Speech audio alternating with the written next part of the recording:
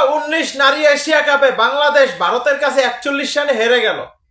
দুঃখজনক ব্যাপার। বাংলাদেশকে 41 রানে পরাজিত করে মেয়েদের আন্ডার-19 এশিয়া কাপে চ্যাম্পিয়ন ভারত। আন্ডার-19 এশিয়া কাপে ছেলেদের হারের বদলাটা না এবারে মেয়েরা সুদে আসলে নিল। এটাই হচ্ছে ভারতবর্ষ। প্রথমে ব্যাটিং করে 117 রান করেছিল ভারত, যেটা মোটামুটি একটা লড়াইয়ের মতো রান ছিল। খুব একটা খারাপও না, আবার খুব একটা ভালোও না। জবাবে বাংলাদেশের স্কোর একটা সময় ছিল 55 রানে 3 উইকেট। তখন তো আমি ভেবেই নিয়েছিলাম যে ম্যাচটা মনে হয় এবারও আমাদের হাত থেকে গেল। 55 রানে 3 উইকেট, মানে স্কোরই দেখছিলাম আর কি, তারপর অফ করে দিয়েছিলাম। তারপর হট করে যেই খুলছি দেখছি 76 রানে অল আউট। তারপর এখন চোখগুলো বললাম কি হলো, কোথাও অন্য কিছু সাইট খুলে গেল নাকি। তারপর দেখছি ফেসবুকটা খুলে যে না, সত্যি সত্যি আমাদের ভারতের মহিলা টিম জিতে গেছে।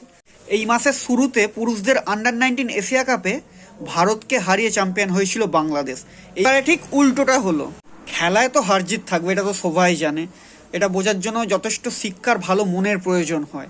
যখন আমাদের আন্ডার-19 দল বাংলাদেশের কাছে হেরে গিয়েছিল, তখন বাংলাদেশের লোক এমন বাজে বাজে পোস্ট করছিল, কি বলবো, ধারণার বাইরে। বাংলাদেশি পুরুষরা এশিয়া কাপ জিতে ফেসবুকে বলতে লাগলো বাংলাদেশ ভারতের পাছায় বাঁশ দিল। এবার সেই সব বাংলাদেশিরাই বলুক ভারতের ছোট্ট মেয়েরা বাংলাদেশকে এশিয়া কাপে হারিয়ে তাদের কোথায় কোথায় বাঁশ দিল। ভাই, ওপার থেকে কি কেউ পাচ্ছ টিভি ভাঙার শব্দটা? আমাকে একটু কমেন্ট করে জানিও তো।